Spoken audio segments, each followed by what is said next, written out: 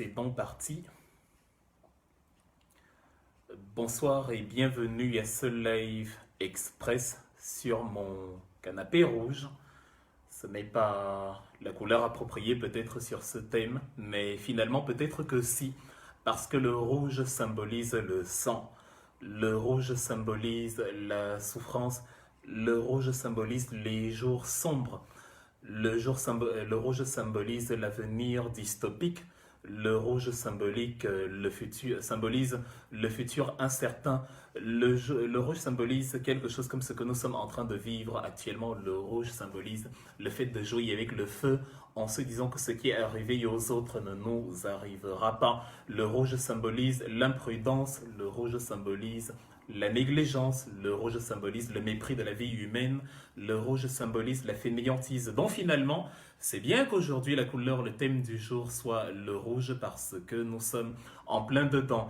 Bonsoir à tout le monde et bienvenue à ce petit live express que j'ai annoncé il y a à peine 20 minutes parce que de toute façon, il reste disponible sur la page et tout le monde peut le suivre.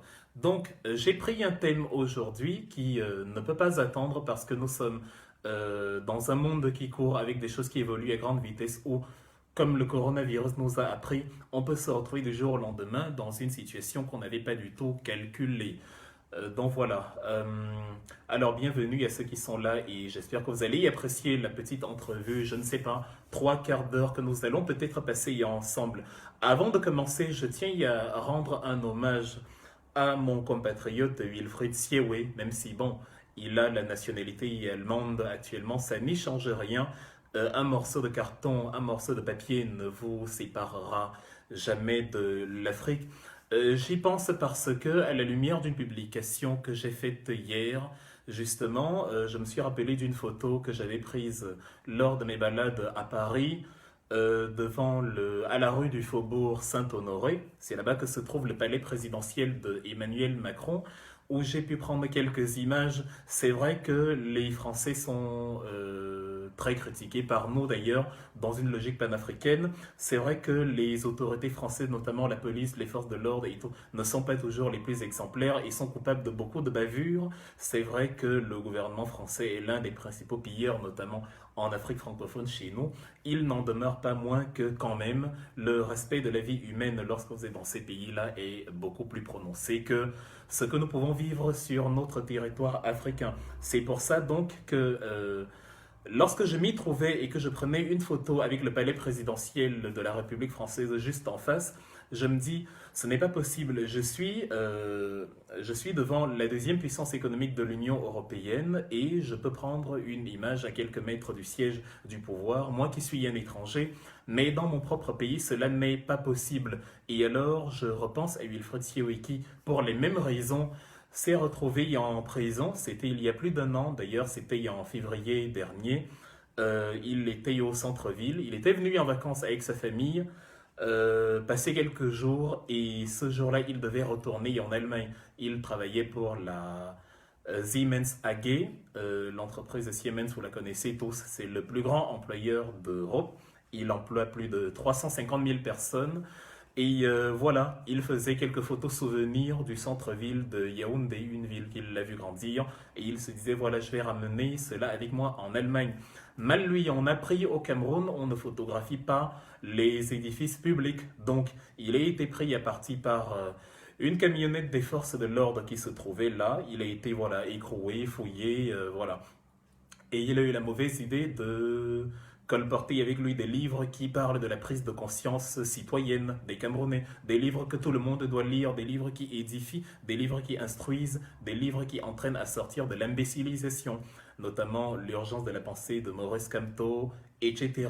Donc la fouille s'est retrouvée plus accrue, on a fouillé son appareil, on a fouillé son téléphone. Je crois qu'actuellement, si vous fouillez le téléphone d'un RDPciste, vous allez trouver à l'intérieur de son appareil beaucoup plus d'images de Maurice Kamto que chez un MRCiste même. Mon téléphone doit avoir une seule photo de Maurice Kamto, c'est où je suis. La première rencontre avec lui en août 2018. Mais chez un RDPciste, c'est une sorte de traque Donc, le fait d'avoir des photos de Maurice Kamto, de la diaspora dissidente, ne signifie pas forcément qu'on est de la partie. Donc, en fouillant le téléphone de Wilfred Siewé avec les données que cela contenait, ils en ont déduit que, voilà, il était impliqué notamment lors de la prise des ambassades du 26 janvier, alors qu'au grand jamais il n'y a participé. Même en Allemagne, il n'est pas activement impliqué sur ces questions politiques. Il n'a jamais donné son avis public sur rien. D'ailleurs, on ne le connaissait pas. Moi, je ne savais pas qu'il existe un Wilfred Siewé. Pourtant, Nuremberg est une ville que je connais très bien, où j'ai des amis et où je me suis déjà rendu plusieurs fois. Donc, avec les événements qui se sont passés à la prison centrale, il a été justement, avec Mamadou Mota et les autres, comme dans une sorte de procès rancunier, de procès à charge, il a été mis sur le banc des accusés et sans avocat, sans défense adéquate, sans respect de la vie humaine, au mépris de toutes les chartes des droits de l'homme, que ce soit de l'ONU, ou de la charte de la Convention de Genève de 49 ou de la charte africaine des droits de l'homme et des peuples de 81, il a été voilà, condamné à 3 ans de prison pour on ne sait pas trop quoi. Donc je lui rends cet hommage aujourd'hui parce que les libertés dont vous jouissez aujourd'hui sont des motifs de condamnation pour d'autres personnes, c'est-à-dire des choses qui sont anodines.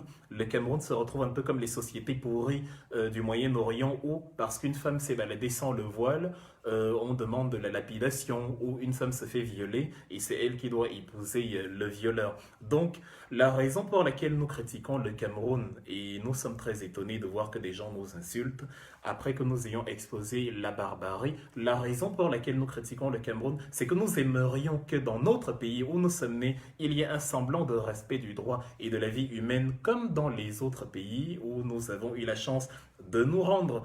Vous ne pouvez pas demander à un Camerounais normal de cautionner et d'applaudir parce qu'on a emprisonné un compatriote qui a juste pris des photos devant un bâtiment administratif. C'est logique d'appeler cela de la barbarie, c'est logique d'appeler cela un gang de malfrats.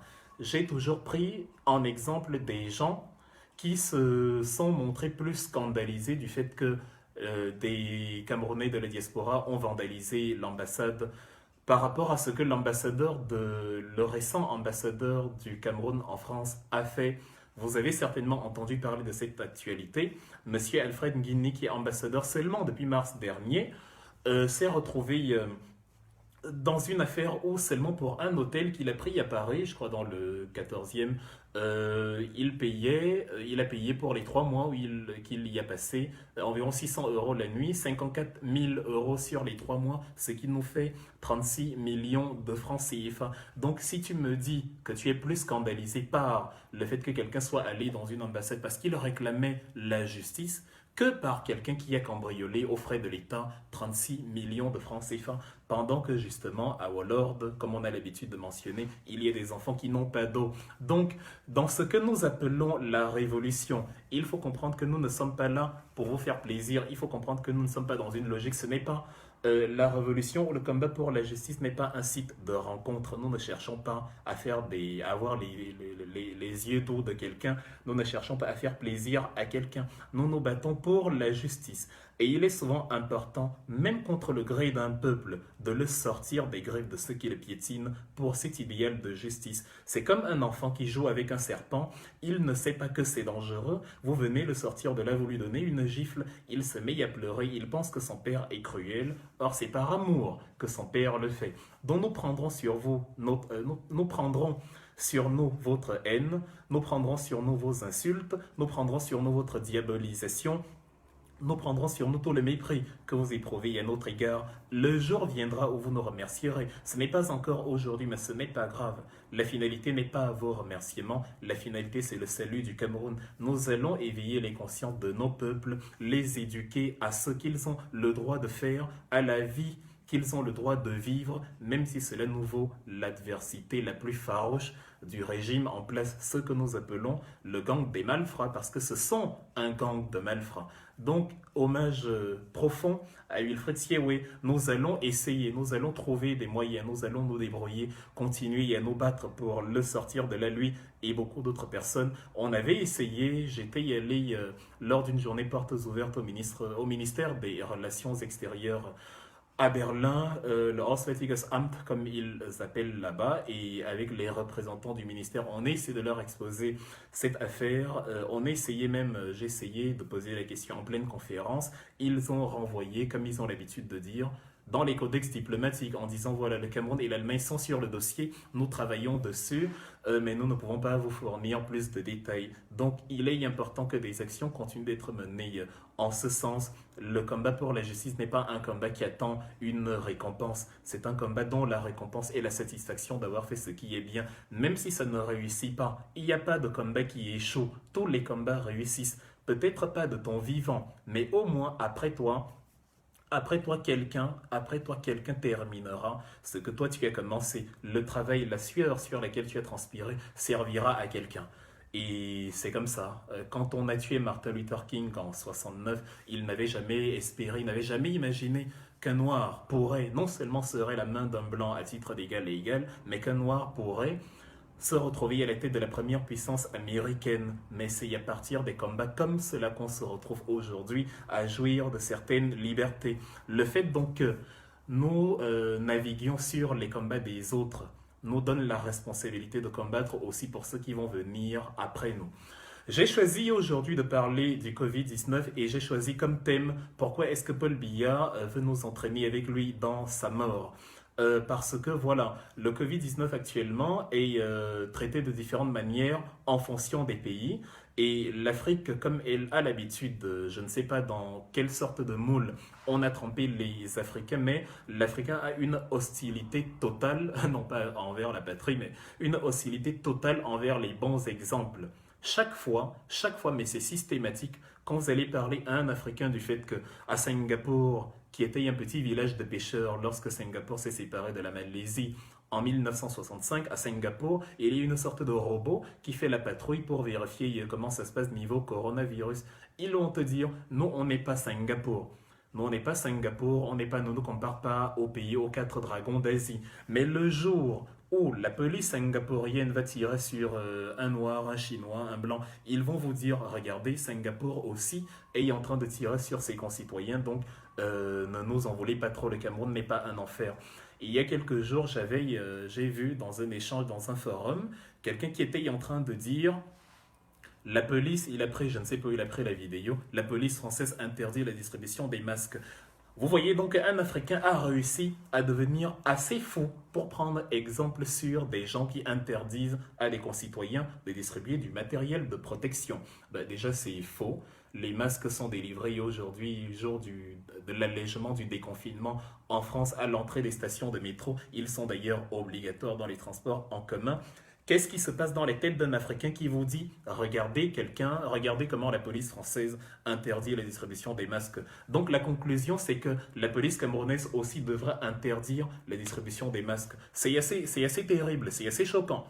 Il faut garder à l'esprit aujourd'hui qu'il y a des gens, on ne dit pas du mal des morts, mais sachez qu'on ne devient pas gentil parce qu'on est mort. Si j'ai été bien, traitez-moi comme quelqu'un de bien de mon vivant ou après moi. Si j'ai été méchant, détestez-moi vivant comme mort, je n'aime pas l'hypocrisie. Donc, je retiens qu'il y ait des gens qui ont dit que le Cameroun était l'un des meilleurs pays dans le monde en termes de plan de riposte contre le Covid-19. Et ces gens-là, actuellement, certains d'entre eux ont perdu la vie. Donc c'est assez intéressant d'être l'un des défenseurs de quelque chose et les conséquences de cette chose, de cette hypocrisie-là, nous coûtent la vie à nous-mêmes. Moi, je dis que l'Europe a commis beaucoup d'erreurs dans le combat contre le corona. Ils ont été en retard sur beaucoup de choses et c'est encore le cas d'ailleurs. Donc si je viens y à mourir du Covid-19, comprenez que c'est parce que l'Europe n'a pas été parfaite dans ses mesures. Il ne faut donc pas que vous, qui êtes au Cameroun, dans des pays qui ont beaucoup moins de moyens que nous, vous perdiez dans l'illusion en pensant que applaudir la médiocrité, c'est faire preuve de patriotisme. Il ne faudrait pas que vous vous en mouriez, parce que là, on aurait raison de se moquer de vous. On dira, mais ce n'est pas possible. Lui, il a dit que tout va bien. Comment ça se fait qu'il perde la vie à ce moment-ci? Donc, gardons-le à l'esprit.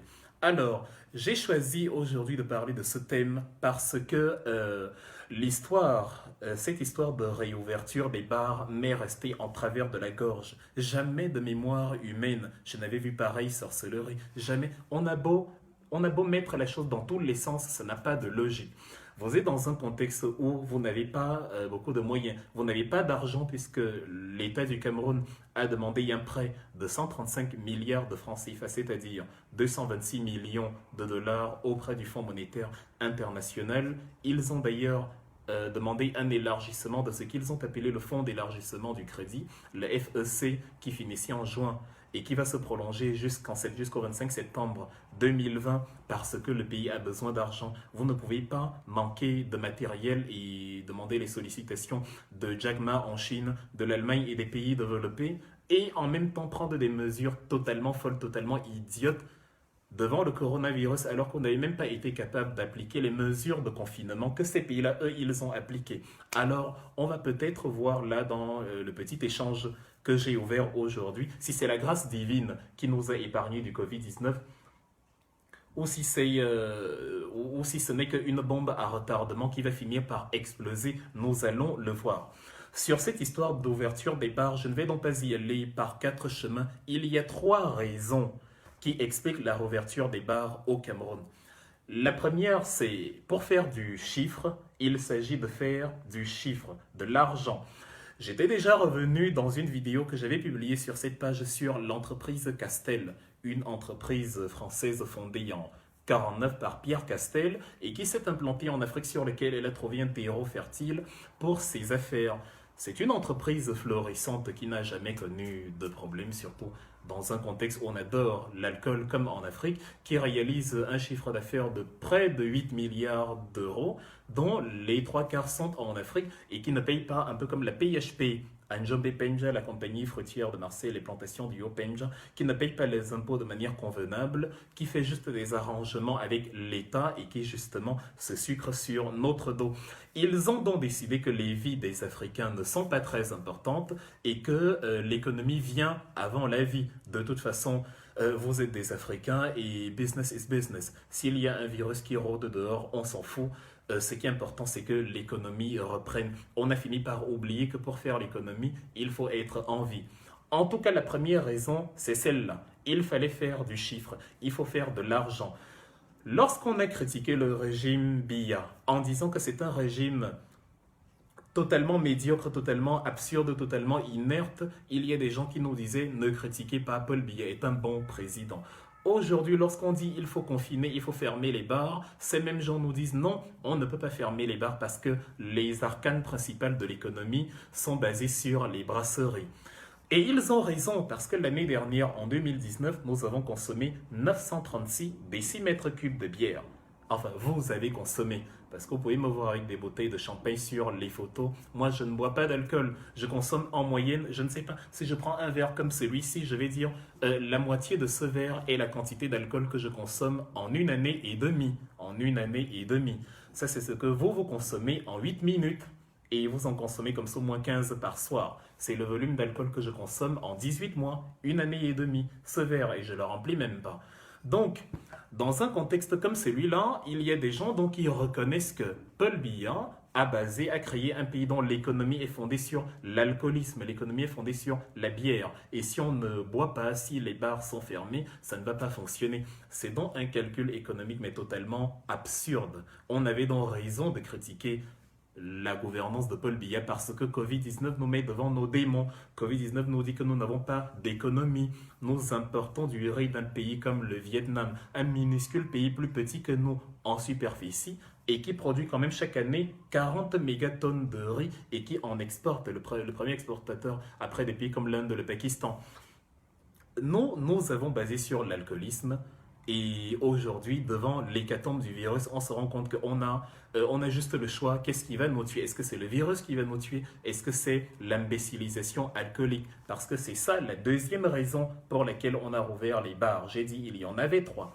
La deuxième raison pour laquelle on a ouvert les bars, c'est qu'il faut maintenir justement le peuple dans cette vampirisation alcoolique, dans cette idiotisation, dans cette imbécilisation dans cette ivresse totale pour qu'il ne se pose pas les questions qui le concernent. Cet enfumage de drogue, cette alcoolisation des masses qui conduit à ce que vous avez donc des gens qui vont vous dire au Cameroun le Covid-19 est fini parce que justement on a rouvert les bars. Dans leur tête, si on a rouvert les bars, c'est que tout est terminé. Et d'une certaine façon, on peut leur accorder du crédit parce que oui, avec quelle logique peut-on expliquer le fait que des bars aient rouvert si ce n'est que le virus a été jugulé, réglé? Donc ces gens vont aller dans les bars et crier que le virus est terminé et ils vont mourir et tomber comme des mouches, un peu comme ceux qui, jusqu'à présent, avaient dit que le Cameroun contrôle le Covid-19 et qui eux-mêmes ont été victimes du même Covid-19. Donc il faut imbéciliser un peuple par l'alcool, il faut vampiriser un peuple par la bière, il faut saouler totalement une population et comme ça, certains vont même pousser la stupidité jusqu'à vous dire le Covid-19 n'existe pas ou du moins n'existe pas sur le continent africain. Vous en avez qui vous le disent. Je parle avec ma famille, je parle avec mon entourage, des gens disent ce genre de choses. Donc, ça conduit à ce que la principale question du moment aussi n'est pas posée, à savoir où est Paul Biya. Lorsque vous la posez, même d'ailleurs à un Camerounais, il vous dit est-ce que c'est ça que je mange? Donc, c'est le meilleur peuple qu'on puisse avoir, c'est-à-dire c'est la meilleure configuration possible. Quand vous avez un peuple comme ça, vous pouvez y en faire ce que vous voulez. C'est la meilleure chose qui puisse vous arriver. Un peuple totalement endormi, un peuple totalement inconscient, un peuple à qui une bouteille de bière suffit pour estimer que ça va. Tous ces problèmes sont résolus. Ce peuple-là est devenu une chose pire même que le bien cheptel ou le bien meuble qu'on nous collé dans le code noir de Louis XIV au XVIIe siècle. Le peuple-là est donc devenu une chose dont on peut faire ce qu'on veut. Et qu'est-ce qu'on veut faire du peuple africain? C'est la troisième raison. On veut augmenter le nombre de cas de Covid-19 en Afrique. Je précise, je répète que la raison pour laquelle on a ouvert les bars, c'est pour se faire de l'argent, parce que les brasseries, dans le concubinage incestueux, la danse macabre avec le gouvernement camerounais, veut se faire de l'argent. Ça va aussi renflouer les caisses pour les impôts, parce que l'activité y est arrêtée et que tout se base sur l'économie. La raison, c'est imbéciliser un peuple pour qu'il ne demande pas où est Paul Biya, dont le peuple peut faire 2 mois, 3 mois, 90 jours sans voir son prétendu président, et il est tranquille, il ne pose même pas la question. Apporter cette actualité à n'importe quel pays dans le monde, il va dire que le Camerounais est devenu totalement fou. Comment c'est possible? Et donc, la troisième raison, c'est celle-là, augmenter le nombre de cas de Covid-19 en Afrique. C'est-à-dire, les Africains jusqu'ici étaient particulièrement épargnés si on compare avec les pays européens par le Covid-19. Et justement, en ouvrant les bars, au-delà de 18 heures, on va les amener à mener leur vie comme ils avaient l'habitude de faire. L'endroit où les Camerounais se retrouvaient le plus quand ce n'est pas le foot, c'est justement la bière et la boîte de nuit. Dans la boîte de nuit, on est collé et comme il y a la musique, on se parle à l'oreille et on postillonne, c'est-à-dire on émet des jets. Des aérosols si on veut. On émet des gouttelettes et c'est par ces gouttelettes-là qui entrent par les narines, par les yeux, par la bouche, par les orifices du corps que justement on finit par être contaminé du Covid-19. Donc le programme justement de cette hérésie, de cette danse macabre, c'est d'augmenter les nombres de contagions entre autres. C'est aussi la raison pour laquelle vous avez vu Air France, entreprise française, Air France KLM, qui est la principale entreprise, la principale compagnie aérienne européenne, tabler sur le fait qu'à partir du mois de juin, elle va ouvrir de nouveau ses voyages vers l'Afrique. Imaginez un peu, actuellement la France a 26 000 morts du Covid-19. Est-ce que si c'était la Côte d'Ivoire, parce qu'ils ont dit que justement ils vont ouvrir la liaison vers la Côte d'Ivoire avec une escale au Bénin, est-ce que si la Côte d'Ivoire avait 26 000 morts, à 2 semaines après le confinement, est-ce que la France aurait accepté d'accueillir des Ivoiriens sur son sol? Est-ce que ça aurait été possible? Mais bien sûr que non. Mais comme ce sont les Occidentaux, comme c'est la France, comme c'est l'impérialiste qui décide de quand vous ouvrez vos portes ou pas, c'est lui qui vous dit les Africains se sont confinés parce que l'Occident s'est confiné. Donc les Africains vont se déconfiner quand l'Occident aura dit de déconfiner. Et quand Air France va dire aux Ivoiriens, aux Camerounais que moi je viens à Yaoundé, moi je viens en Côte d'Ivoire, moi je viens, ils vont ouvrir parce qu'ils n'ont pas le choix, parce que ce sont des marionnettes, parce que ce sont des Pinocchio, des poltrons, parce qu'ils n'ont les muscles que face à leur peuple. Ils font les malfrats contre le peuple, ils font les malfrats en concubinage avec l'impérialiste contre le peuple.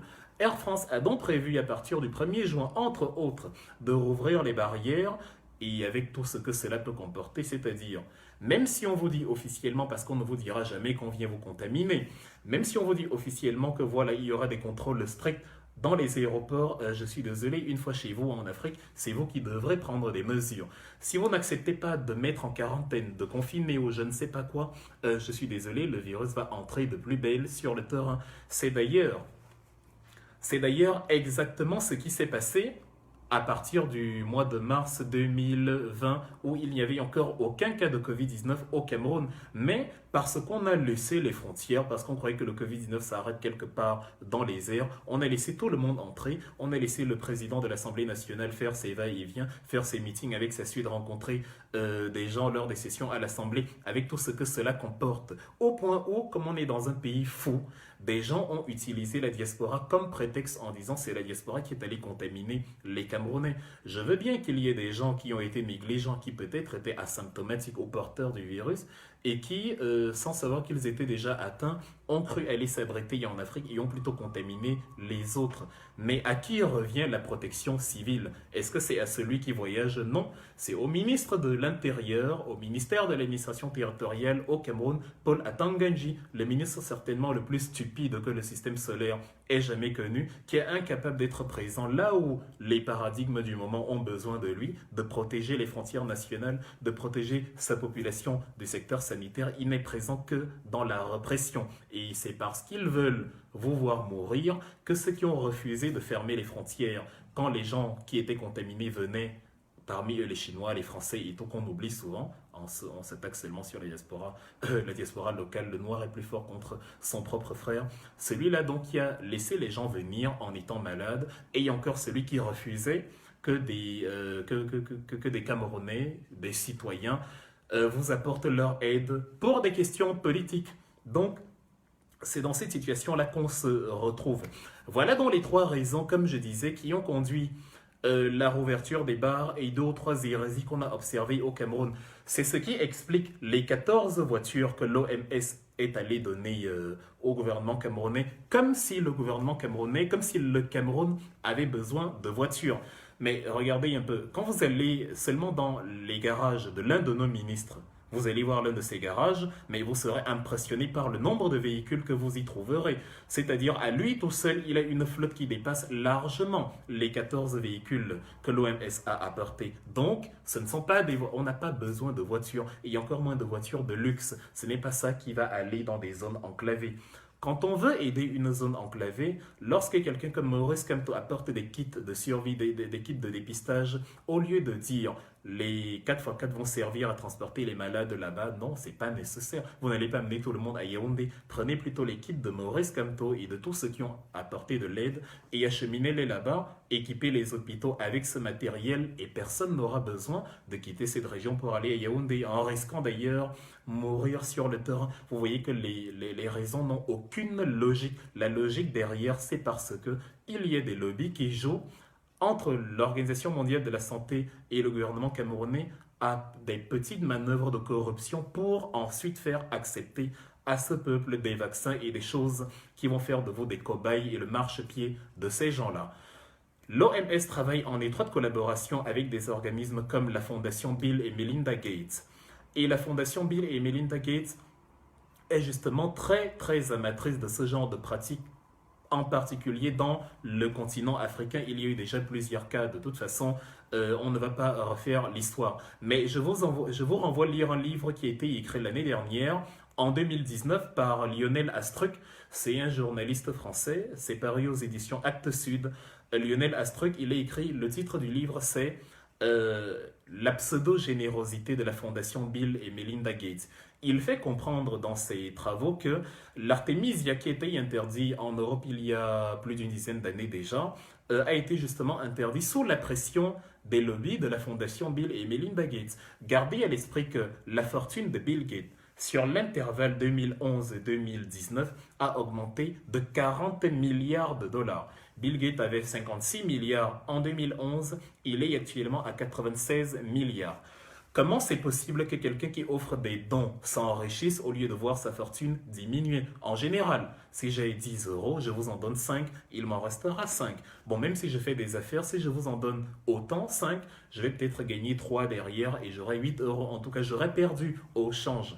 Mais la fortune de Bill Gates augmente. Pourquoi? Parce qu'en fait, non, ce n'est pas du bénévolat, c'est du business. Ce sont des placements. Il subventionne de grandes entreprises, parmi lesquelles des géants comme Coca-Cola, des géants comme des gens qui ne sont même pas en priorité dans le secteur de la santé, où vous vous demandez quel rapport. C'est par des mécanismes qui passent par des sociétés écrans, qui passent par des organismes officiels, qu'on finit par vous faire accepter et des vaccins et des produits qui vont faire que vous devenez le tube à essai de ceux qui ont peur d'essayer sur eux en premier, parce qu'ils estiment que eux sont des humains de plus grande valeur. Donc allez lire ce livre aux éditions Actes Sud en France, la pseudo-générosité de la Fondation Bill et Melinda Gates. C'est entre autres, voilà, comme je dis, ce qui explique que vous voyez donc ces amitiés avec l'OMS et les dirigeants africains qui viennent offrir aux Africains ce dont les Africains n'ont pas besoin, au lieu d'offrir ce dont nous avons besoin. C'est ce qui explique aussi la visite de Christophe Guillo au Palais de l'Unité avec le fantôme de Paul Biya. C'est-à-dire, on s'attarde beaucoup sur la visite entre Christophe Guillo et l'ombre de Paul Biya, ce qu'on a vu au palais, mais on oublie qu'il a aussi rencontré d'autres acteurs du gouvernement camerounais, notamment Madeleine Chente, le ministre de la Recherche scientifique.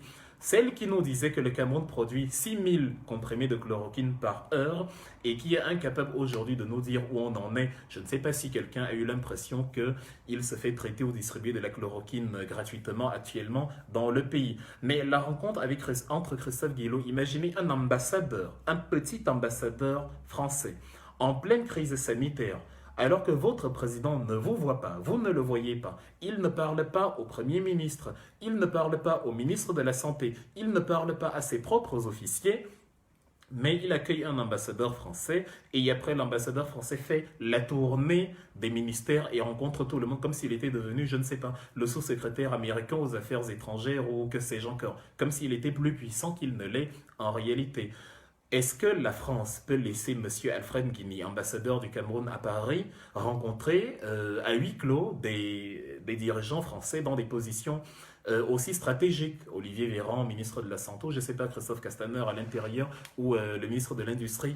Mais non. D'ailleurs, l'ambassadeur du Cameroun en France, non seulement il ne peut pas rencontrer Emmanuel Macron, il ne peut pas rencontrer Olivier Véran, il ne peut pas rencontrer Christophe Castaner, mais en plus il a été limogé. Et pourquoi il a été limogé? Parce qu'il était plus occupé à ses jouissances dans une chambre d'hôtel à Paris, je crois dans le 14e, où il a dépensé 600 euros par nuit, il a dépensé 54 000 euros en 3 mois, 36 millions de francs CFA. Il y a des enfants qui meurent à Wallord. J'ai reçu j'ai reçu un drôle de message hier, quelqu'un qui m'écrit Wilfried, s'il te plaît, aide-nous, on n'a pas d'électricité, ici je suis dans le Noun. Et moi je me dis, mais c'est pas possible, l'État du Cameroun a disparu. Qu'est-ce qu'un pauvre citoyen insignifiant comme moi peut offrir, comment est-il possible qu'un misérable citoyen comme moi puisse être celui qui offre de l'électricité à quelqu'un qui se trouve au Cameroun? Il y a un État au Cameroun. Où est Paul Biya? Où est l'État du Cameroun pour prendre en charge ses enfants? Donc, voilà donc M. Alfred Guigny qui dépense près de 40 millions de francs CFA seulement pour 3 mois. Et là, on parle de la location de l'hôtel. On ne parle pas des bijoux qu'il va acheter à ses copines, on ne parle pas de sa nourriture, on ne parle pas de tous les services qui l'entourent, des voitures, de tout ce qu'il fait pour maintenir son train de vie. Quand on va appeler ces gens-là le gang de malfrats, les imbéciles qui nous suivent sur Facebook et qui sont totalement omnibulés par justement ce gang de malfrats qui est en train de les piétiner, vont estimer que c'est nous les ennemis. C'est ça donc quand on a vampirisé un peuple par l'alcool, la boisson, les femmes, le sexe, la religion et tout ce qui contribue à le mettre à genoux, à le mettre hors sujet. J'appelais ça le décalage du paradigme d'indignation.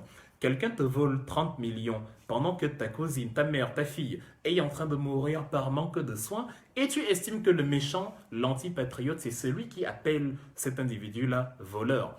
Celui qui estime, en fait, quand vous dites, reste en Europe, tente de revenir au Cameroun, c'est parce que vous estimez que le voleur, lui, il peut revenir tranquillement, vous l'appelez excellent, vous lui dites bravo, il a une cravate, vous lui serrez la main, vous prenez une photo. Non, Vous êtes fous, on vous a injecté la folie, c'est l'hypnose collective, c'est le mirage absolu. C'est ça qu'on a fait de nos peuples. Voilà donc où nous nous trouvons avec Christophe Guilloup qui a fait le tour des centres justement stratégiques de notre pays, en commençant par la présidence, si tant est qu'il ait rencontré Paul Biya. Pourquoi donc les Occidentaux s'activent à faire tout cela? Pourquoi est-ce qu'on est en plein dedans? Parce que les Européens ne sont pas contents que le nombre de cas de coronavirus en Afrique soit aussi faible. Ils ne comprennent pas que eux, ils sont à plus de 30 000 morts en Grande-Bretagne, à plus de 80 000 morts aux États-Unis, à plus de 26 000 morts en France, à plus de 7 000 morts en Allemagne, et que vous, au Cameroun, vous, en Côte d'Ivoire, vous soyez à 100, 200, 50 morts, 2 morts, 3 morts, ou à Madagascar, 0 mort. Ils se disent, mais ce n'est pas possible. Comment ça se fait que l'Afrique n'ait pas autant de morts? C'est donc pour ça qu'ils vous envoient tout ceci. Mais gardez à l'esprit que ce n'est pas la bravoure de vos dirigeants. Ce n'est pas la bravoure de nos présidents africains qui fait que le Covid-19 ne soit pas sur le terrain comme il est en Europe. Et encore, il y a des présidents africains à qui on accorde des circonstances atténuantes parce que eux ils font preuve de bravoure. Il y a des présidents africains sur lesquels on peut dire non, ici il y a quand même une volonté manifeste de faire des efforts, comme justement à Madagascar. Mais la principale raison, du moins pour le moment, pour laquelle le Covid-19 n'est pas encore implanté en Afrique à grande échelle, c'est la jeunesse de la population africaine. Tout simplement, les jeunes sont les moins sujets au Covid-19. Ça ne veut pas dire qu'ils ne sont pas contaminés, ça veut juste dire qu'ils sont asymptomatiques. Si on faisait des tests, vous verrez que beaucoup plus de Camerounais sont contaminés qu'il n'y paraît. La preuve, vous allez voir que quand on fait 50 tests, on va vous dire sur les 50 tests, il y avait 42 qui étaient positifs. C'est-à-dire, il est probable que le virus circule déjà à très haut débit. Mais la population jeune parvient à mieux résister que la population vieille. Vous prenez le continent européen de l'Allemagne à la France en passant par la Suède ou le Royaume-Uni jusqu'à l'Italie, la moyenne d'âge, ou du moins, pardon, l'espérance de vie oscille entre 80 et 87 ans chez les femmes, par exemple. Or, au Cameroun, l'espérance de vie est de 56 ans. La moyenne d'âge est de 17 ans, elle n'est même pas de 18 ans. La moyenne d'âge n'est même pas la majorité. La majorité pénale au Cameroun et encore moins la majorité civile. Donc, la population est très jeune et elle résiste mieux. Or, les Européens, eux, ils ne font pas... Enfin, ils ont, comme on dit, à quelque chose malheur est bon. Comme les Européens ont un bon système de santé, ou du moins une bonne infrastructure de santé, et ils ont des soins, ils vivent donc plus longtemps. Ils font moins d'enfants par conséquent. Nous, on a un système de santé beaucoup moins performant dont les Noirs meurent en masse. Heureusement, on fait beaucoup d'enfants. Comme les Noirs meurent beaucoup, vous trouvez donc très peu de vieux Noirs et beaucoup de jeunes. Vous allez dans un village, vous allez trouver un vieillard et 58 enfants qui courent un peu partout. Vous allez en France, vous allez trouver des vieillards, mais partout. Toute une ville consacrée aux vieillards et il y a à peine quelques jeunes qui déambulent dans les rues. C'est donc pour ça que ils vivent longtemps, enfin ils survivent le plus, ils succombent le plus parce que eux, comme ils vivent longtemps, justement, on vit longtemps mais on s'affaiblit. À 80 ans, on n'a plus le même système immunitaire que celui peut-être que nous.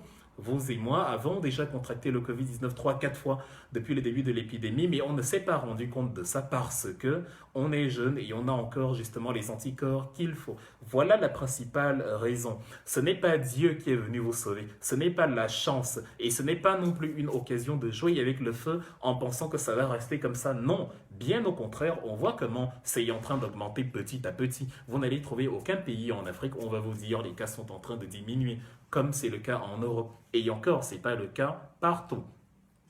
Vous qui dites donc il faut fermer, enfin, on a bien fait d'ouvrir les bars, la vie peut recommencer, nous sommes des oiseaux de mauvais augure qui présageons le pire. Sachez que en Corée du Sud, il y a 2 jours, un jeune homme de 29 ans est allé se balader dans 5 bistrots pour aller boire et il s'avère qu'il portait les symptômes du coronavirus.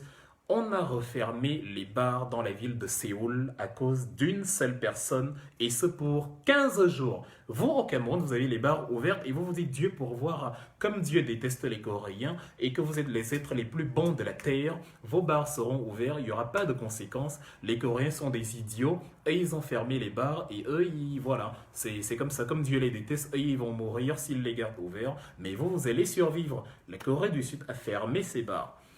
L'Allemagne Si vous lisez le Tageszeitung, le Taz, l'un des quotidiens allemands les plus connus, ils ont remarqué depuis quelques jours que les cas, depuis que l'Allemagne a commencé à déconfiner, les cas ne diminuent plus. On était descendu à 960, c'est en train de remonter, on est à 1100. En fait, sur les 1,1, c'est-à-dire les 1,1 ne descendent plus. La courbe est maintenant stagnante et elle tend à augmenter même avec le déconfinement, tant et si bien qu'en Allemagne, on est en train de réfléchir à de nouveaux confinements localisés. D'ailleurs, il y a un foyer, il y a quelques foyers un foyer qui s'est ouvert il y a quelques jours là, 200 personnes qui ont été testées positives dans une structure où justement il y avait plus de cas de Covid-19.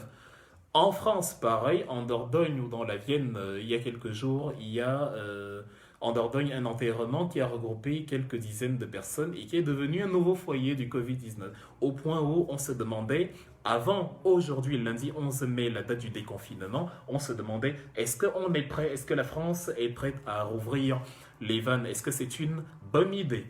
Au Ghana, puisqu'il faut parler d'Afrique, la semaine dernière, le Ghana avait procédé à un allègement, enfin, il y a une dizaine de jours, un allègement de son confinement dans les villes de Kumasi et Accra, les deux plus grandes villes du pays.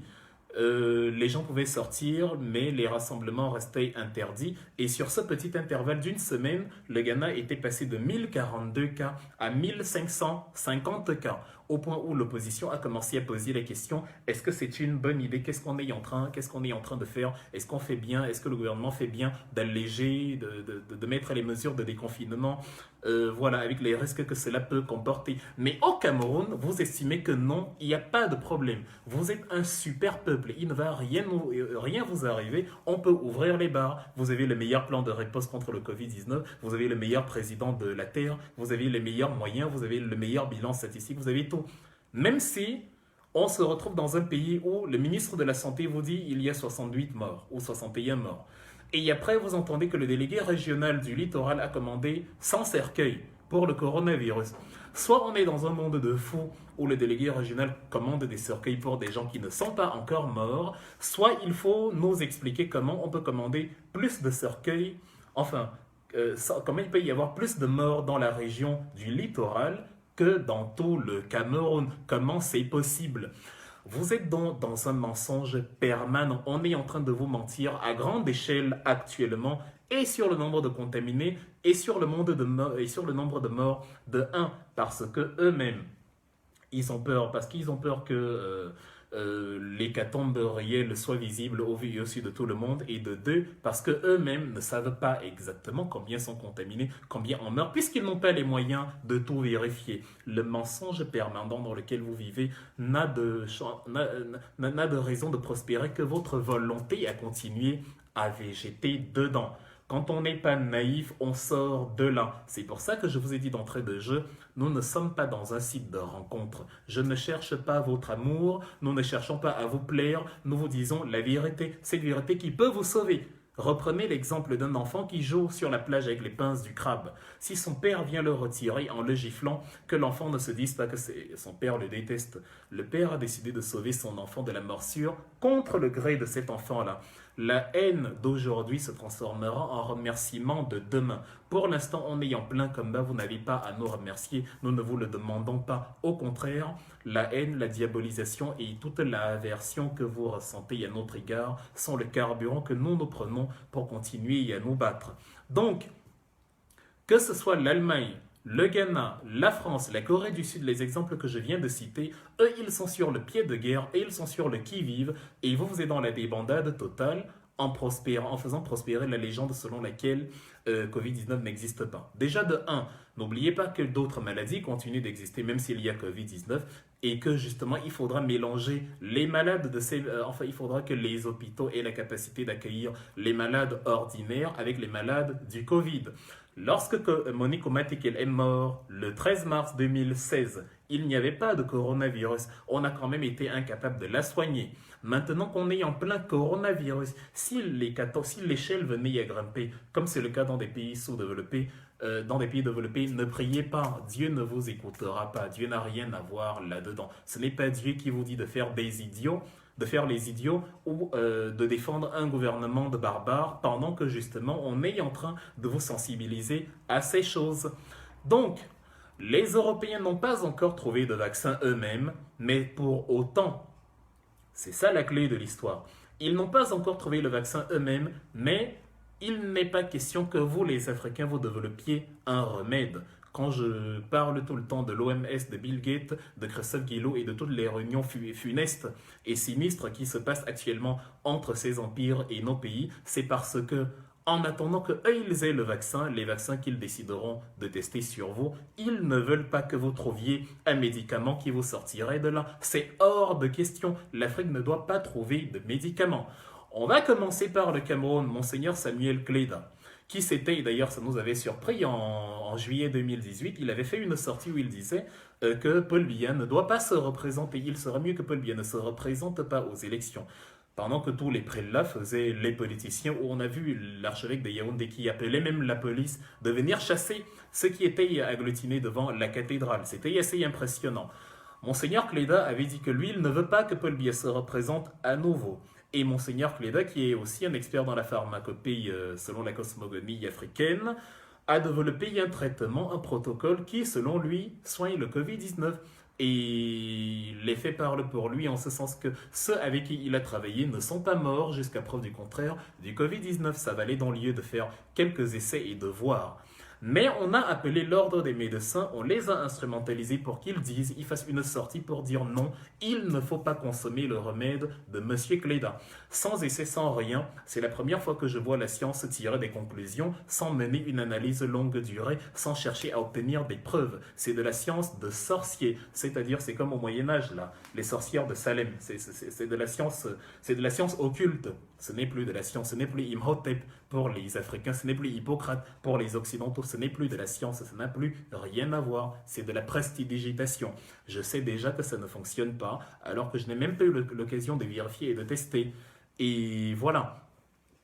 Après Monseigneur Kleda, vous allez au Bénin, lorsque la crise a commencé, on a vu, il a pris de l'ampleur, Monsieur Valentin Agon, qui a créé son apivirine il y a une vingtaine d'années, un remède qui était certifié et breveté dans la plupart des pays occidentaux, accepté partout en tant qu'antirétroviral contre le sida. Il a justement présenté le protocole avec l'apivirine qui soignait le Covid-19 où il a mis à contribution des malades européens, des Français, toute une famille qui a été soignée au Burkina Faso, qui peut témoigner qu'en quelques jours, elle est sortie de là. D'ailleurs, on a présenté les résultats au ministère de la Recherche scientifique au Burkina Faso qui a confirmé ces résultats. Quelle ne fut pas notre surprise de voir comment quelques jours plus tard, les mêmes ministères, les mêmes autorités ont fait un volte-face mais absolu pour dire que non, jamais, ils n'ont aucune preuve de l'efficacité de l'apivirine. Parce que derrière, on leur a mis la pression, parce que derrière, l'OMS est passé par là, parce que derrière, les sorciers sont venus pour le lobby pharmaceutique, pour des histoires d'argent, faire la danse Zulu. C'est-à-dire venir faire toute la logique d'intimidation pour que ça ne passe pas. Il est hors de question qu'un Africain trouve le remède face au Covid-19. Comprenez-le, aujourd'hui, nous sommes dans un combat total.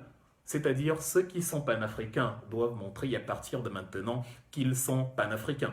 Les faits ne s'arrêtent pas là. En RDC, les professeurs Michel Bakala et Kwalanga et sa collaboratrice Philomène Lungu de l'université de Lubumbashi, ont justement travaillé sur un protocole à base de la chloroquine depuis 2012, donc bien avant Didier Raoult, un mélange de chloroquine et d'oxydant, 3 molécules en tout, qui justement montraient son efficacité contre le Covid-19.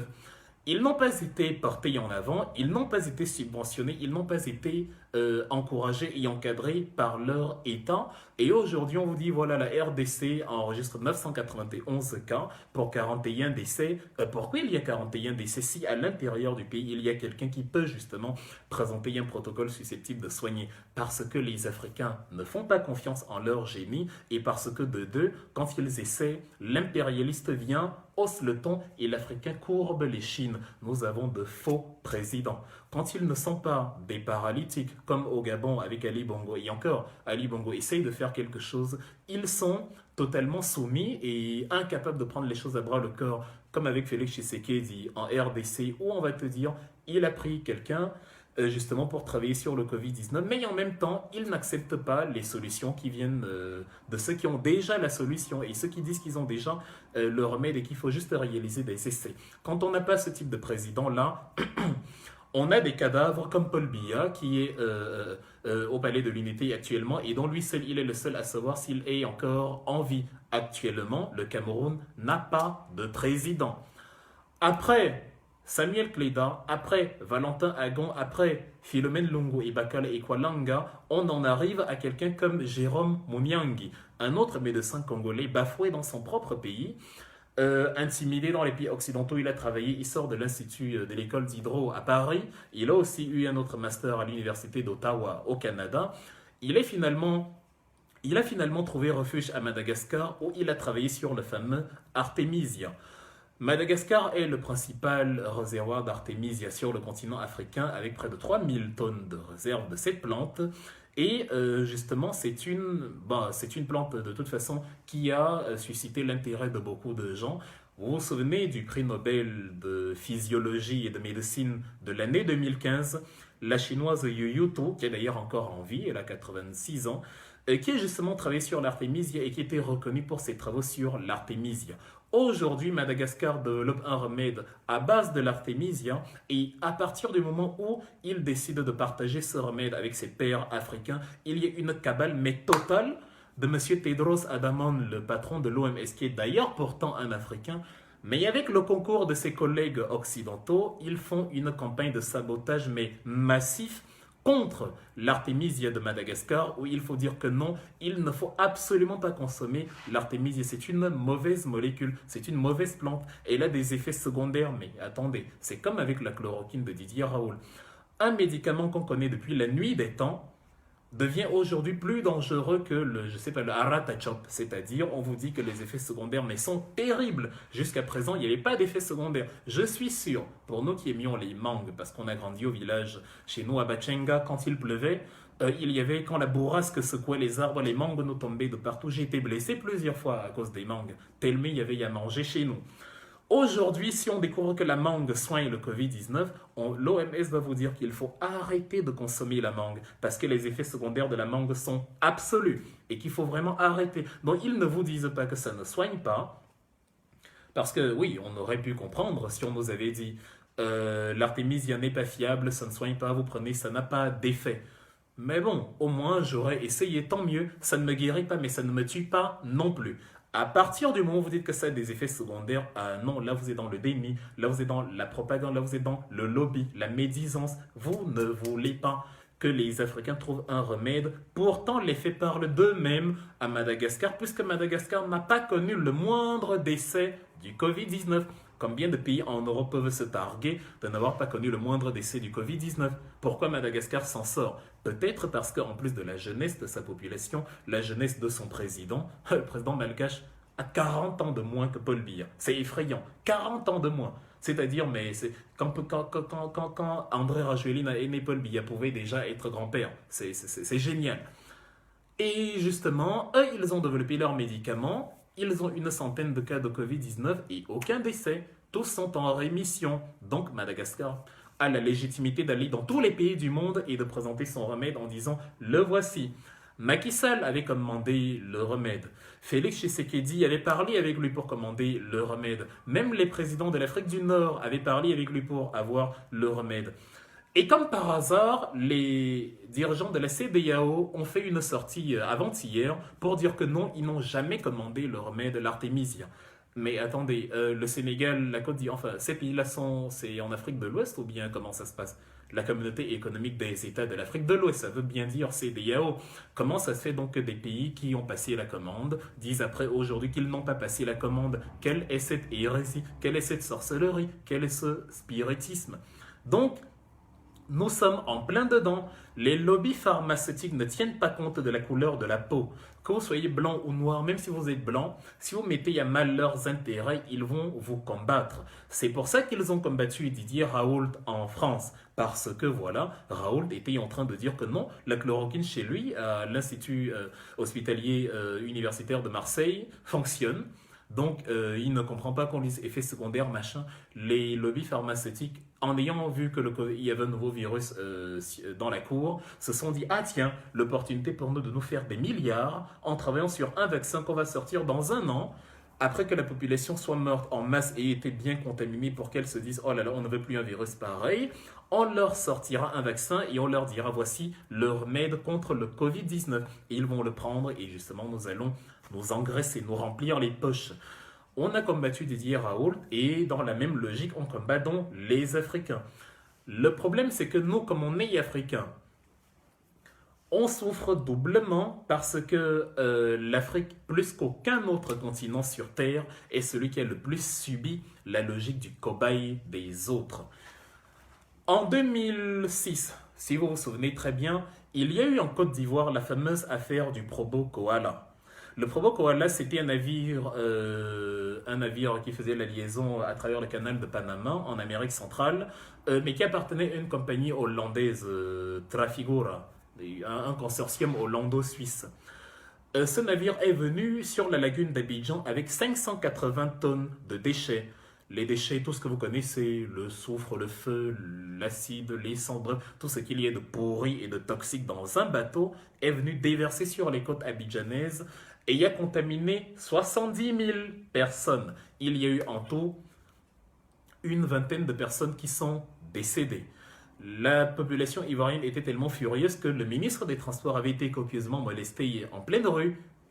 Parce que voilà, les Africains ne comptent pas. On peut donc utiliser un navire étranger qui vient sur le terrain et qui vient déverser. Mais toutes les saletés qu'il a pu développer, il pouvait les déverser en pleine mer, il pouvait les déverser en Hollande. La Hollande est une presqu'île. La Hollande est au nord de l'Allemagne. Elle est rattachée à l'Allemagne par une petite frontière, mais il y a une grande partie dans la mer. Il y a un port à Rotterdam qui est l'un des ports les plus grands du monde. Ils pouvaient déverser au port de Rotterdam. Non, ils sont allés à 6000 km à Abidjan. C'est là-bas qu'ils sont allés déverser parce que les Africains sont des cobayes. Vous vous souvenez aussi certainement une année plus tard de l'affaire l'Arche de Zoé. Ça s'est passé au Tchad. Il y a une association qui avait été créée par deux Français, Monsieur Eric Breteau et sa femme Émilie Lelouch, en 2005 pour répondre aux conséquences du grand tsunami qui avait ravagé l'Asie du Sud-Est dans l'océan Indien. Et justement, ils ont créé une association qui allait venir en aide aux enfants sinistrés de la zone. Beaucoup de zones avaient été sinistrées, l'île de Sumatra ou Banda Aceh en Indonésie. Et donc, justement, ils avaient établi des programmes d'aide des enfants là-bas.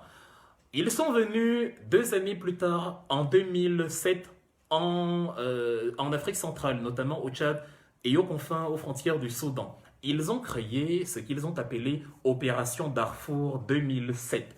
Le but officiel était justement de venir en aide aux enfants qui sont victimes de la crise au Darfour, qu'il fallait les prendre en charge et tout, éventuellement permettre à ce qu'ils soient pris les évacuations sanitaires ou alors ils soient pris en charge pour les orphelins qui peuvent être recueillis même en Occident par les structures compétentes. Mais en réalité, déjà les enfants qu'ils ont pris n'étaient pas des orphelins, ce sont des enfants qu'on a arrachés à leurs parents sans leur dire exactement d'où ils l'ont retourné. Et ils ont couvert les enfants de bandages et de perfusions. En les amenant en France, ils ont quand même pris une compagnie espagnole pour mieux brouiller les pistes et tout, et faire semblant d'un transit normal. Ils ont fait des fausses blessures, des fausses perfusions, et quand on les a arrêtés le 25 octobre 2007, on disait, voilà, c'est... bon, certainement, ils essayaient d'amener les enfants là pour des trafics en tout genre. Ça pourrait être du trafic d'organes, ça pourrait être de la prostitution, ça pourrait être je ne sais pas quoi. Mais en tout cas, les 90% de ces enfants n'étaient pas orphelins. Et les 90% des parents ne savaient pas du tout ce qu'il adviendrait de leurs enfants. Ce qu'on leur avait dit n'est pas ce qui s'était passé. Cette association, celle qui avait pris le nom de Children Rescue, une fois qu'elle était arrivée au Tchad. Nicolas Sarkozy, dans la foulée, le 3 novembre de la même année, est arrivé, l'année de son élection par ailleurs, est arrivé au Tchad. À N'Djamena, il est venu les chercher. Il a refusé qu'ils soient jugés au Tchad. Il a pris un avion militaire directement de N'Djamena à l'aéroport de Villacoublay, au sud de Paris, près de Versailles. Et c'est en France qu'on est venu statuer sur leur dossier. Et à la fin, la peine est devenue totalement autre chose que ce qu'elle aurait dû être. Certains ont été remis en liberté, d'autres ont écopé de simples amendes. Parce que le blanc est supérieur au noir et parce que le noir ne peut pas juger un blanc sur son sol. Lors de l'affaire Théodora Obiang-Nguema dans les affaires de bien mal acquis, qui concerne la Guinée équatoriale, on a jugé Obiang-Nguema en France. Mais lors de l'affaire des viols des soldats français en Centrafrique, on les a jugés en France. Lors de l'affaire de l'Arche de Zoé, on les a jugés en France. Lors de l'affaire du Probo Koala en Côte d'Ivoire, les procès se soulèvent en Occident. Lors de l'affaire de Gbagbo qui se joue en Côte d'Ivoire, pourtant, le procès se joue à la CPI en Occident. L'Africain est méprisé de toutes parts, utilisé comme cobaye, et vos dirigeants restent motus, bouche cousue, quand ils ne sont pas morts, comme Paul Biya. Parlant de Paul Biya, justement, il y a 2 jours, une femme, Madame Marie-Claude Meuzeau, a fusillé un petit enfant de 20 ans à Bafoussam, un jeune étudiant qui était en train de jouer au cartes, qui ne représentait aucun danger, qui ne représentait aucune menace pour rien, par abus de pouvoir, par sentiment d'invincibilité, par sorcellerie administrative, on a pris la vie d'un Camerounais comme ça, pour rien, à bout portant. Madame Marie-Claude Meuzeau est connue là-bas comme, on l'appelle là-bas Madame 50 000 francs. Elle a l'habitude de soutirer de l'argent aux citoyens. Elle a pris le téléphone de l'ancien médecin de Mobutu Sese Seko, qui était plus ou moins en exil, je ne sais pas trop, en voyage au Cameroun. En tout cas, il avait été arrêté et emprisonné à Bafoussam pour des histoires de papier. Elle a confisqué son téléphone, un iPhone 4 qu'elle n'a par ailleurs pas remis. Elle a soutiré de l'argent. Déjà, tout le monde se plaint d'elle dans la ville parce que cet adjudant-chef est coupable d'abus de pouvoir, comme on en voit rarement. Et comme on le voit chez Atanganji, bref, toute la sauce habillée, tout le gang de malfrats que Paul Biya a produit. Normalement, dans un pays où on respecte les droits de l'homme, selon la Convention de Genève, la Convention de 1949, la Charte africaine des droits de l'homme et des peuples de 81, on justement met en valeur une vie perdue pour rien. On compatit à l'injustice. Le président de la République aurait dû se lever, descendre sur le terrain et faire un statement, faire un message de condoléances aux familles, adresser quelque chose. Rien du tout. Le président du Cameroun est mort. Paul Biya n'est plus en vie. Les gens qui sont perturbés parce qu'on dit que Paul Biya est mort doivent eux-mêmes se poser la question si c'est nous qui disons que Paul Biya est mort ou si c'est Paul Biya qui s'arrange à ne pas faire le vivant, à ne pas être vivant. Il est où, Paul Biya, quand l'Occident vient avec ses vaccins, quand l'impérialiste nous méprise, quand le noir méprise l'autre noir, quand la vie d'un innocent citoyen est comme ça arrachée à la fleur alors qu'il avait toute la vie devant lui? Comment vous allez expliquer ça à vos parents? Paul Biya estime que le drame n'est pas assez grave pour qu'il sorte, pour qu'il parle. C'est normal parce que lui-même, il est mort. Je le répète et je le redis ici. Jusqu'à ce que vous l'ayez ressuscité vous-même, jusqu'à ce que vous le sortez vous-même et qu'il nous parle du coronavirus, Paul Biya est mort. Sujet, verbe, complément ou attribut, comme des gens ont voulu me faire la grammaire française, comme s'ils ne comprenaient pas l'essentiel à l'accessoire. Paul Biya est mort, point final. Sortez-le de son trou s'il est vivant.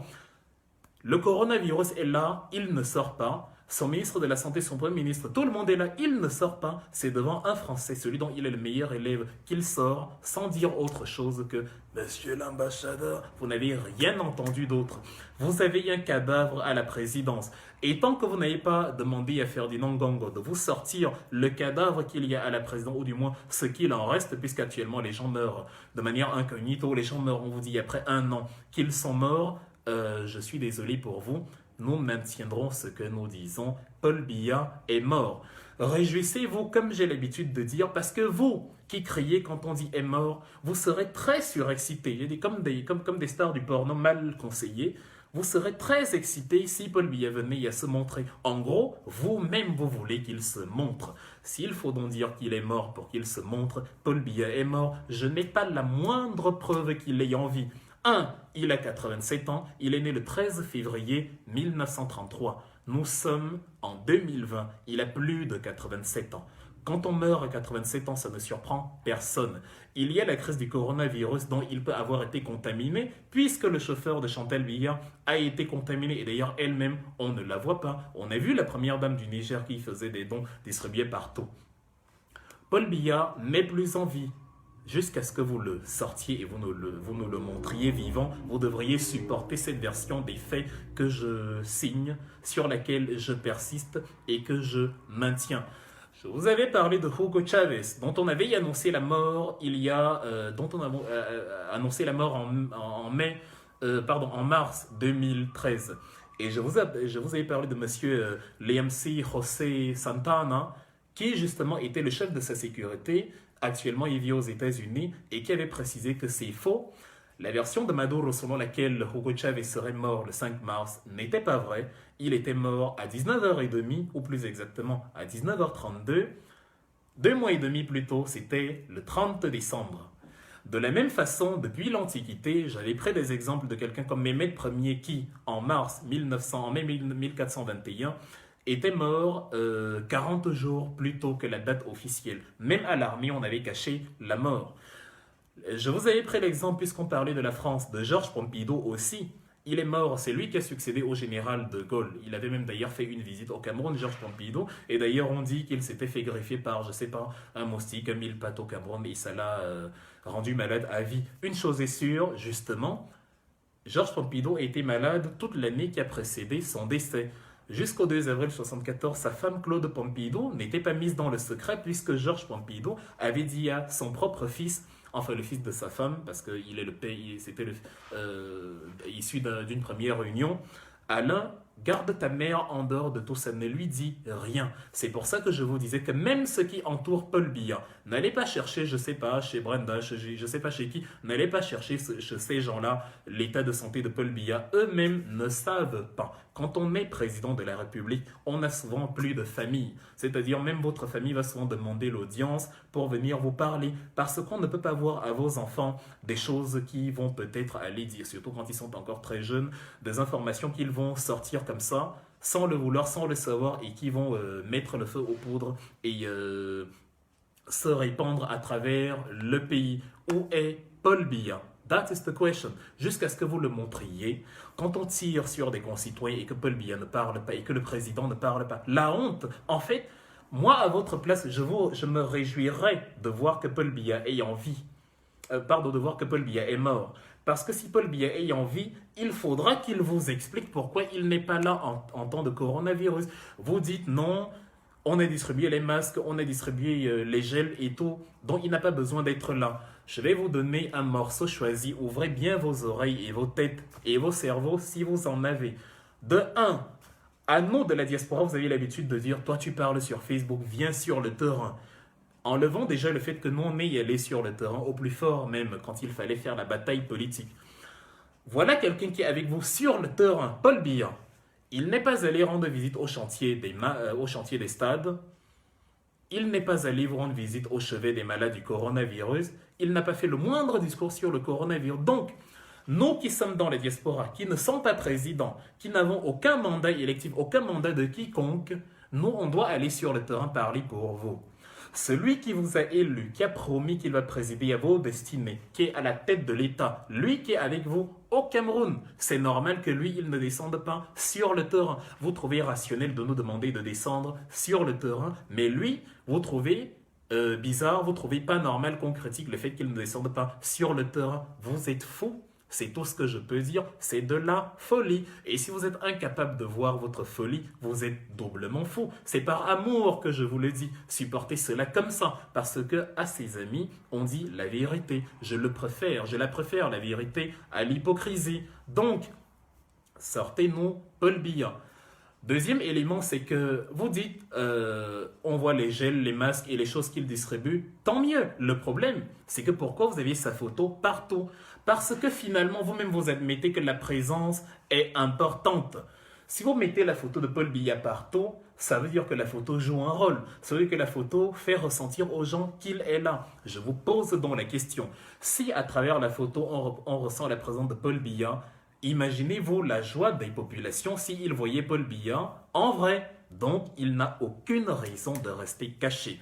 S'il reste caché, c'est qu'il vous méprise totalement. Vous ne comptez pas pour lui. Si ce n'est pas le cas, Paul Biya est mort. Cette version-là est bien meilleure que la version où il est en vie. Moi, je dis que Paul Biya est mort et il restera mort jusqu'à ce qu'il ressuscite et qu'il parle à quelqu'un et qu'il parle à ses concitoyens, à vous qui l'avez voté.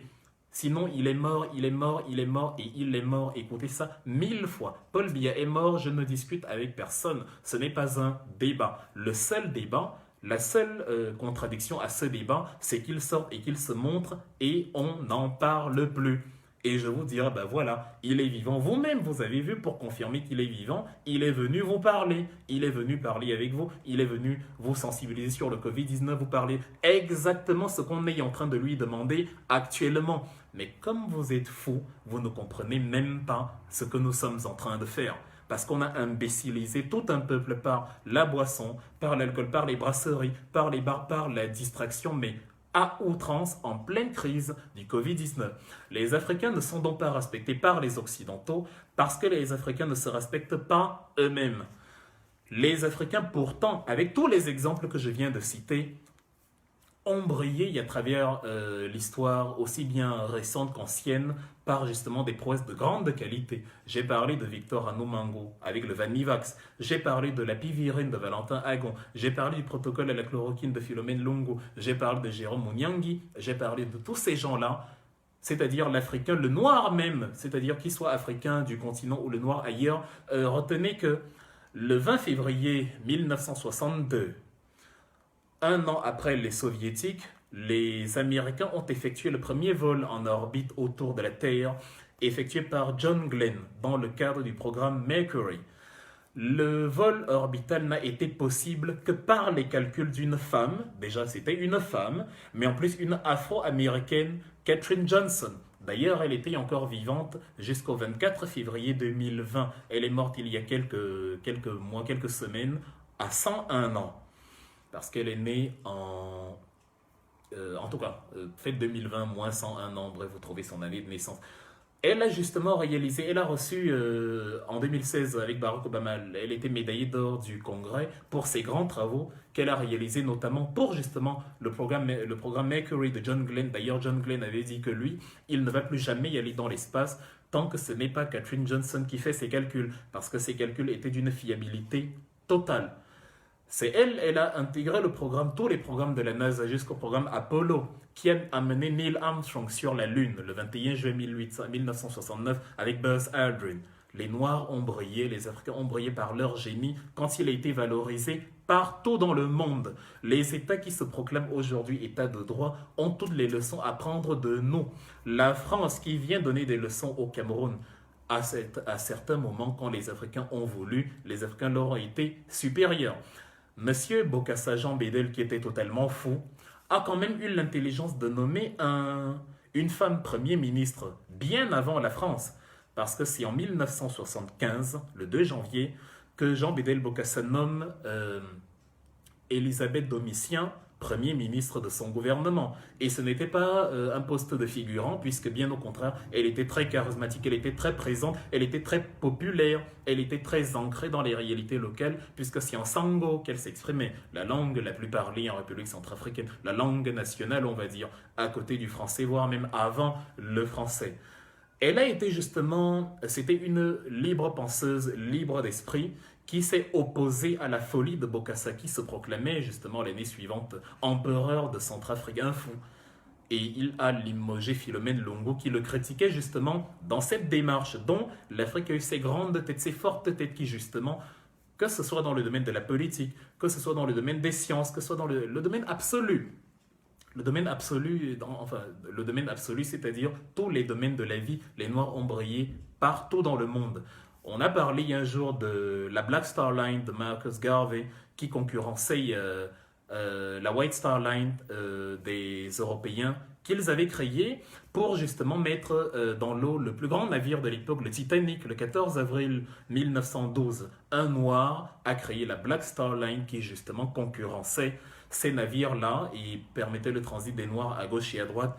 Marcus Garvey, l'un des principales têtes, le principal, si on veut, le premier panafricaniste, si vous voulez, lui qui n'avait jamais mis les pieds en Afrique, a œuvré pour les Africains bien plus que vous, qui êtes sur le terrain, totalement inutile, et qui critiquez ceux qui, au moins, prennent en compte les souffrances qui sont les vôtres et disent que non, il faut garder les yeux ouverts.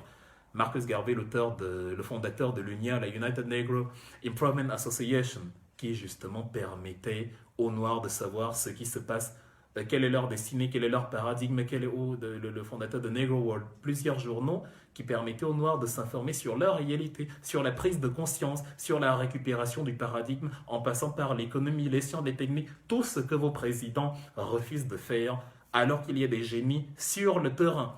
Il ne faut donc pas que, et je termine en le disant, il ne faut donc pas que Paul Biya entraîne les Camerounais dans sa mort. Il ne faut pas que des vieillards en fin de vie entraînent des jeunes qui, eux, ont encore toute leur vie devant eux dans leur sorcellerie. Cette histoire d'ouverture de bar, cette histoire de concubinage avec l'OMS, cette histoire de refus systématique des médicaments africains. Vous qui êtes sur le terrain, trouvez donc un moyen, parce que vous dites que le combat c'est sur le terrain. Si vous qui êtes sur le terrain, vous ne combattez pas, c'est que vous êtes inutile. C'est que nous-mêmes encore qui parlons faisons mieux que vous, parce que nous on parle. Aimé Césaire disait dans son cahier d'un retour au pays natal, si je ne sais que parler, c'est pour vous que je parlerai. Donc laissez-nous parler. Il ne faut donc pas, en tout cas si vous voulez donc agir, que vous nous disiez, il ne faut pas que vous nous disiez, oui on a envie de parler, mais le régime, on a peur, le régime est barbare. Oui, vous nous donnez donc raison, parce que le régime est barbare. Et c'est parce que le régime est barbare que nous nous battons. Il y a quelques jours, la chaîne Equinox TV me demandait de trouver un médecin dans la diaspora, s'il y a un médecin dans un secteur pour parler de la crise du Covid-19, comment ça se passe en Europe et tout. Et j'ai eu beaucoup de retours des docteurs qui vous disent « j'aimerais bien parler, mais j'ai peur ». C'est-à-dire, il vous dit « j'ai peur que je dise un truc qui va faire que je ne puisse plus retourner au Cameroun ».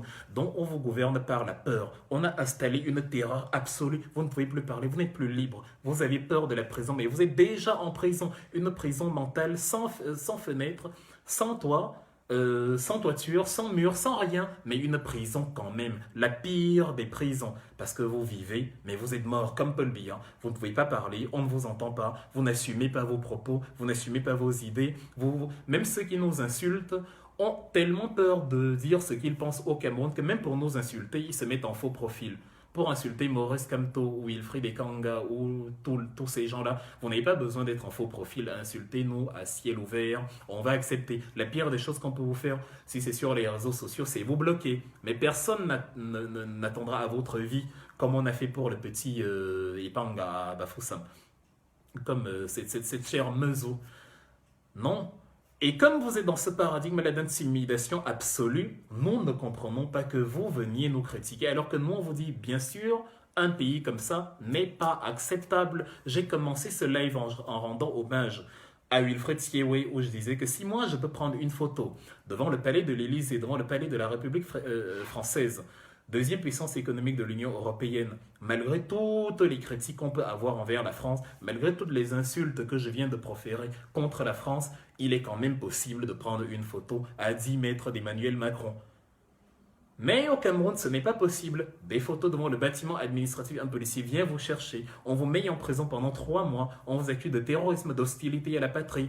On est plus scandalisé par des gens qui se sont contentés de décrocher la photo de Paul Biya dans une ambassade que de 36 millions de francs CFA dépensés en 3 mois. Je ne suis pas de la brigade anti-sardinard, mais cette affaire me reste en travers de la gorge parce que j'ai envie de demander aux Camerounais, la photo de Paul Biya apporte quoi à ta vie par rapport aux 36 millions qu'Alfred Guigny a détournés en 3 mois? Est-ce qu'il les a remboursés? Est-ce qu'il les a payés? Est-ce qu'il y a un audit?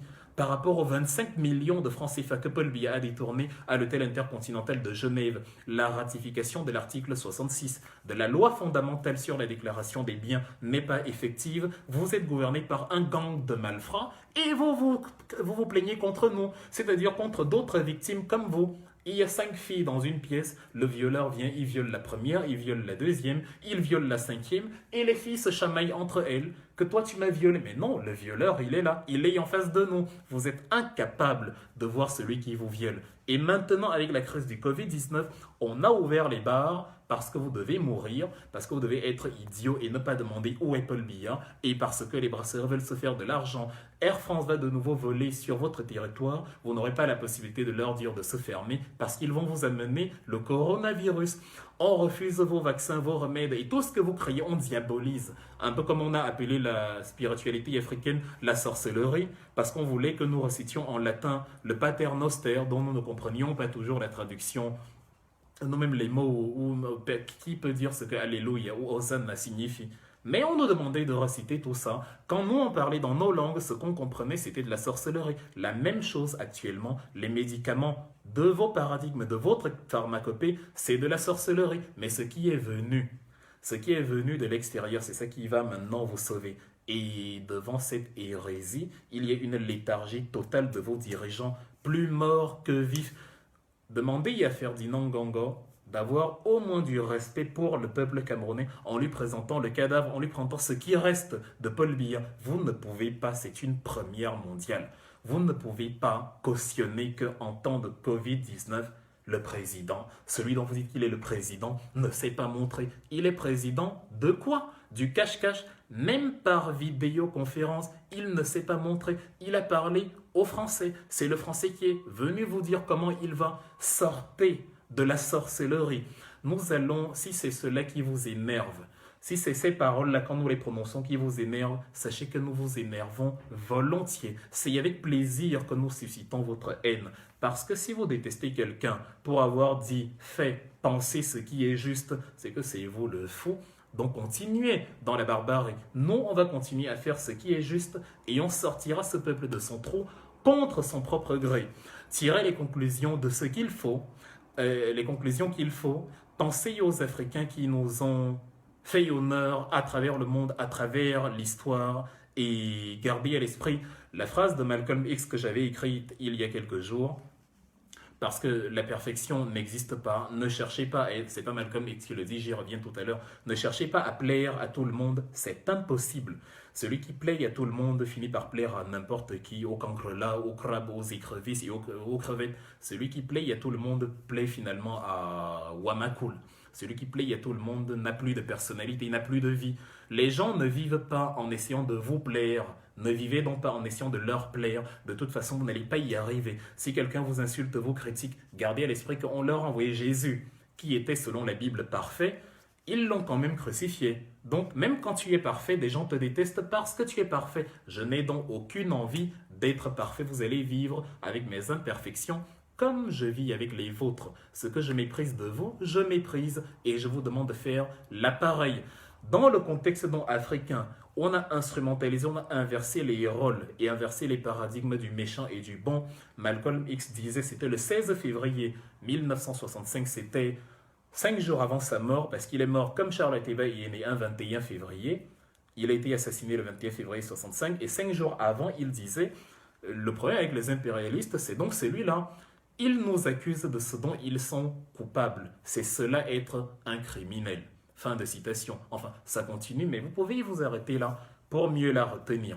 Ils nous accusent de ce dont ils sont coupables. C'est cela être un criminel.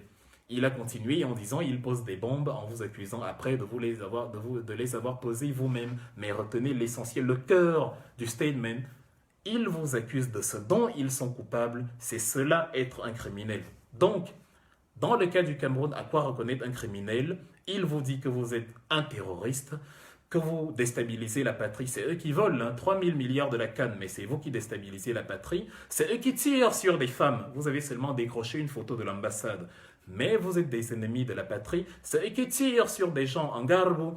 Mais vous avez déstabilisé la patrie parce que vous avez dit sur Facebook que Paul Biya est mort. C'est eux qui détournent 34 millions à l'hôtel à Paris, ceux qui détournent 24 millions par nuit à l'hôtel à Genève, mais c'est vous, les terroristes et les méchants, qui ne doivent plus aller au Cameroun et qui déstabilisez la patrie. Ils nous accusent de ce dont ils sont coupables. C'est cela être un criminel. Je vais terminer par là et je vous remercie grandement d'avoir suivi ce live. J'espère qu'il n'a pas été ennuyeux, j'espère que vous avez été édifiés, car enfin, de toute façon, il reste en ligne pour ceux qui vont le regarder et après. Je m'excuse de son caractère spontané. J'aurais peut-être dû vous prévenir avant, mais ce n'est que partie remise. La prochaine fois, je m'attellerai à vous en informer dans un intervalle plus large. Bon début de semaine à vous, bon déconfinement pour ceux qui sont en France. Prenez soin de vous, soyez très très très prudents parce que c'est très très très important. Ne laissez pas les vieillards en fin de vie nous entraîner dans leur sorcellerie. Merci.